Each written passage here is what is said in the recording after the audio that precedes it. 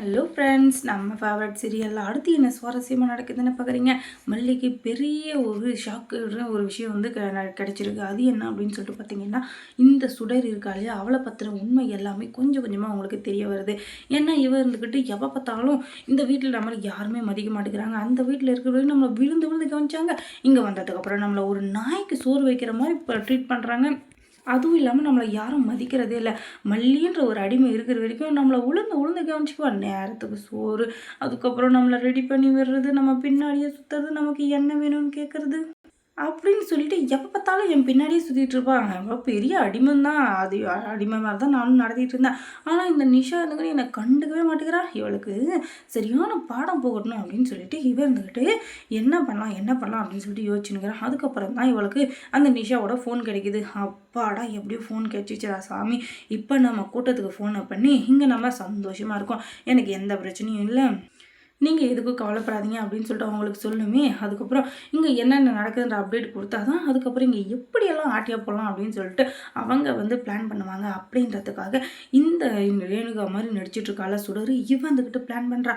அந்த நேரம் பார்த்து இந்த ரேணுகாவும் அவங்க அப்பா கதிரேசனும் குடுகுடுன்னு ஓடி போய், ஐயோ ரேணுகா எதுக்காக இங்கே உட்காந்துட்ருக்கா தெரியல அப்படின்னு சொல்லிட்டு, ஐயோ ரேணுகா அங்கெல்லாம் உட்காரக்கூடாதம்மா, என் தங்கமே எழுந்து வாட தங்கணுதும், அட கேட்டு போதமி, ஏன்டா என் உயிரை வாங்குற, இவன் மகளாக நடிக்கிறதுக்கு வந்தது போதும், நான் படுற பாடும் போதும்டா சாமி, என்னை ஒரு நிமிஷம் விட மாட்டேங்கிறான், எப்போ பார்த்தாலும் ஐயோ அப்படின்னு அப்படியே தலை மேலே அடிச்சுக்கிற மாதிரி ஓடி வந்துனுக்குறான். அதுவும் இல்லாமல் எப்போ பார்த்தாலும் ரேணுகான்னு சொல்லிட்டு என் உயிரை வாங்குறான். இங்கே உட்காரக்கூடாது, அங்கே உட்காரக்கூடாது, இங்கே நிற்கக்கூடாது, அங்கே நிற்கக்கூடாது, இதை சாப்பிடக்கூடாது, அதை சாப்பிடக்கூடாதுன்னு என்ன டார்ச்சர் பண்ணுறான். சே, இந்த மல்லி எப்போ பார்த்தாலும் இதை சாப்பிடுங்க அதை சாப்பிடுங்கன்னு கெஞ்சுவாளே தவிர இந்த மாதிரி ஆர்டரெல்லாம் போட்டதே கிடையாது.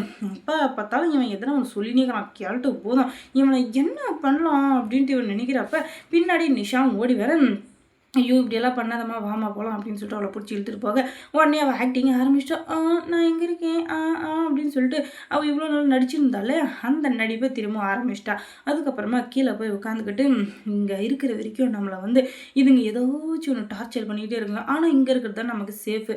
அங்கே போய் உட்காந்துக்கிட்டு உப்பு சப்பு இல்லாத சாப்பாடை சாப்பிட்டுக்கிட்டு அங்கே எதுவுமே இல்லை, ஒரு பணமோ எதுவுமே இல்லை, அங்கே எல்லாத்துக்கும் கஷ்டப்பட்டுங்கிறத இங்கே கஷ்டப்பட்டுக்கிட்டாச்சு சந்தோஷமாக இருக்கலாமே அப்படின்னு சொல்லிட்டு எப்படியாச்சும் மல்லியை வர வைக்கணும் அப்படின்னு சொல்லிட்டு இவங்க 2 பேரும் உள்ளே வரட்டும், அதுக்கப்புறம் நம்ம ஆக்டிங் ஆரம்பிக்கலாம் அப்படின்னு சொல்லிட்டு அப்படி வெயிட் பண்ணி உட்காந்துக்கிறாங்களாமா நம்ம மேடம், சுடர் மேடம். அதுக்கப்புறமா அவங்க 2 பேரும் சாப்பாடு கொண்டு வர, உங்களை யார் கொண்டு வர சொன்னது, நீங்கள் ஒன்று எனக்கு வேண்டாம், எனக்கு மல்லி தான் வேணும், மல்லி என்னை எவ்வளோ பாசமாக பார்த்து தெரியுமா, நீங்கள் எப்போ பார்த்தாலும் என்ன ஏண்டா இந்த பொண்ணு வந்துச்சுன்ற மாதிரியே நடத்துறீங்க, எனக்கு ரொம்ப கஷ்டமாக இருக்குது, எனக்கு நீங்கள் வேண்டாம், மல்லி சாப்பாடு கொண்டு வந்தால் தான் நான் சாப்பிடுவோம் அப்படின்னு சொல்லிட்டு கதறி எழுதுட்டுருக்கா. உடனே அது மனசு தாங்காத நம்ம கதிரேசர் இருந்துக்கிட்டு, ஐயோ நம்ம பொண்ணு ஆசைப்பட்டாலே ஆனால் கூட்டு வரலான்னு கூட ஒரு பக்கம் ஆசை இருக்குது, ஆனால் என்ன பண்ணுறது, இவ வாழ்க்கையில் அவள் கும்மி வச்சுட்டு போயிடுவாளே, அதனால் அதையும் யோசிக்க வேண்டியதாக இருக்குது, ஆனால் என் குழந்தை இப்படி அறமுடிக்குது, என்ன பண்ணுறதுன்னு தெரியல அப்படின்னு சொல்லிட்டு அடிச்சாரு பாருங்க போன நம்ம விஜய் தம்பிக்கிட்ட எல்லா விஷயத்தையும் சொல்கிறாங்க.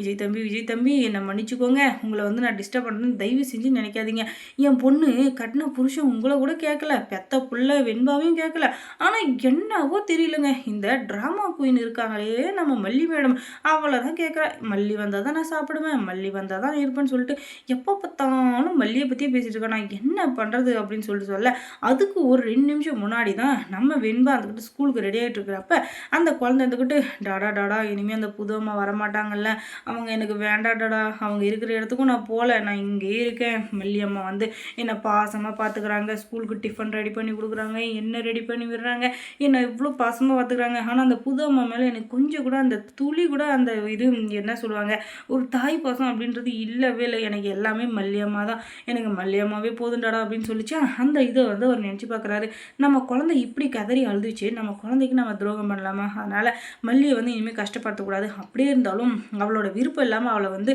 நம்ம டார்ச்சர் பண்ணுறது பெரிய தப்பு, அதனால் அவளை இனிமேல் எதுலேயும் நம்ம இழுக்கக்கூடாது அப்படின்னு சொல்லிட்டு தயவு செஞ்சு நான் மன்னிச்சிருங்க சார், நான் வந்து உங்களை பேச்சுக்கு கட்டுப்படணும்னு நினைக்கிறேன், ரேணுகாக்காக நான் இருக்கணும்னு நினைக்கிறேன். ஆனால் நீங்கள் என்னை விட்டு அவளை டிஸ்டர்ப் பண்ணுறது சத்தியமாக நல்லா இல்லை.